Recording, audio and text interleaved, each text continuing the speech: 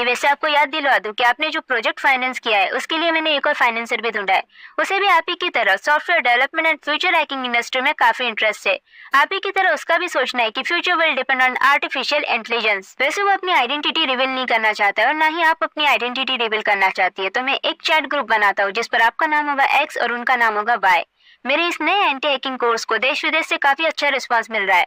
मैं आज पूरी रात आई भी एप्लीकेशन को शॉर्टलिस्ट करूंगा। सुबह तक वो सारी शॉर्टलिस्टेड कैंडिडेट की लिस्ट को ग्रुप पर शेयर कर दूंगा। फिर आप और दूसरे पार्टनर मिलकर एक बार इस लिस्ट के नामों को गो थ्रू कर दीजिएगा। ये हमारी कोर्स के पहले स्टूडेंट होंगे और इस कोर्स का नाम होगा सेफ्टी बिल्डर। निखिल का ये मैसेज पढ़ने के बाद अनिका सो जाती है। अगली सुबह अनिका किचन में जाती है जहाँ पर शारदा और व्योमा की बातें उसके कानों पर पड़ती है।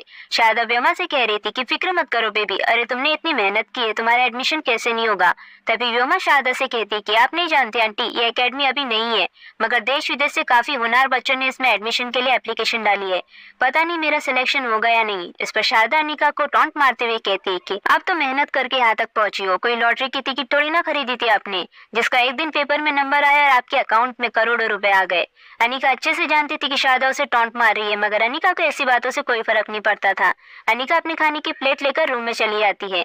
निखिल ने जो चैटिंग ग्रुप बनाया था, अनिका उस पर एक नजर डालती है। निखिल ने शॉर्ट लिस्टेड कैंडिडेट की लिस्ट भेजी थी। आगे निखिल ने लिखा था कि ये 25 कैंडिडेट्स की लिस्ट है, मगर हमारे पास 20 कैंडिडेट के लिए जगह है। आज दोनों फाउंडर मेंबर मिलकर इन 25 में से 20 कैंडिडेट को सिलेक्ट कर लीजिए। लिस्ट में व्योमा का भी नाम था। दोस्तों, व्योमा ने अभी अभी जिस एकेडमी में एडमिशन की बात कही थी वो निखिल की ही एकेडमी थी।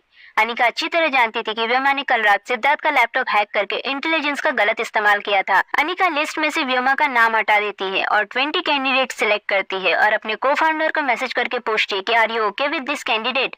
जिस पर मिस्टर वाई का रिप्लाई आता है कि आपको जैसा ठीक लगे वैसा कीजिए। दरअसल कुछ दिनों से मैं अपनी होने वाली बीवी के पीछे हूँ। जैसे ही मिस्टर वाई ने ये बात कही, अनिका के दिल में एक बार आया कि कहीं ये मिस्टर वाई रोहित तो खुद नहीं है। इस ख्याल से अपना ध्यान हटाते हुए अनिका मिस्टर वाई को मैसेज करती है कि okay, I will send the mail to the selected candidate. जैसे ही अनिका ने कैंडिडेट को मेल भेजा, तभी अनिका के मोबाइल पर रोहित का मैसेज आता है, खाना खा लिया तुमने? अनिका ने लिखा हाँ, जिस पर रोहित कहता है कि क्या खाया। रोहित की इन बातों से अनिका इरिटेट होते हुए कहती कि मिस्टर मारवा, मैं कोई छोटी बच्ची नहीं हूँ, आप जो इस तरीके के सवाल पूछ रहे। रोहित ने फिर एक और मैसेज किया, क्या तुम जानती हो जो लोग प्यार में होते हैं वो हमेशा खुश क्यों होते हैं? जिस पर अनिका कहती है क्योंकि जो लोग प्यार में होते हैं उनका दिमाग एक केमिकल छोड़ता है जिसका नाम है डोपामाइन। ये केमिकल हमें खुश करता है। जिस पर रोहित कहता है तो रोते हुए बच्चे टॉफी खाकर खुश क्यों हो जाते हैं? अनिका रिप्लाई करती है क्योंकि टॉफी में भी डोपामाइन मौजूद होता है।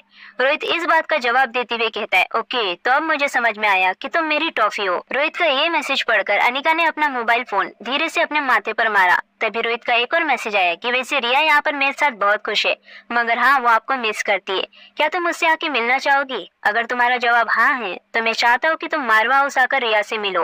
अनिका अच्छी तरह जानती थी कि उसके मारवा हाउस जाने का क्या मतलब था। आगे अनिका मैसेज करती कि ठीक है, मैं रिया से मिलने मारवा हाउस जरूर आऊंगी। इसके बाद व्योमा और शारदा अनिका के कमरे में पहुंचते हैं। कमरे में पहुंचकर व्योमा अनिका से कहती कि आज गुलेरिया हाउस में सबको अपनी पॉकेट मनी मिली है, मगर मेरे पास तुम्हारे बैंक डिटेल्स नहीं थे, इसलिए मैं तुम्हें पैसे नहीं भेज पाई। अगर तुम्हें पैसे चाहिए हो तो मुझसे मांग लेना। दरअसल मैं अपने एडमिशन को लेकर टेंस हूँ, इसलिए मैं तुम्हारे बैंक डिटेल्स लेना भूल गई। आगे शारदा व्योमा की बढ़ाई मानना शुरू कर देती है। अनिका को नीचा दिखाना स्टार्ट कर देती है। शारदा व्योमा से कहती कि अरे बेबी, तुम्हें एडमिशन को लेकर चिंता करने की कोई जरूरत नहीं है, तुम बहुत काबिल हो, तुम्हारा एडमिशन हो जाएगा। तभी व्योमा को मेल आता है कि उसकी एडमिशन एप्लीकेशन रिजेक्ट हो गई है, मगर व्योमा ये बात किसी को बताना नहीं चाहती थी क्योंकि व्योमा को अपनी हार कतई बर्दाश्त नहीं थी। दोस्तों, व्योमा को तो उसकी किए की सजा मिल गई। अब बारी है शारदा की। मारवा हाउस में पहुंचकर क्या अनिका का होगा दादी माँ से आमना सामना? देखते जाइए आगे आगे होता है क्या क्या। Thanks for watching, do like, share and subscribe.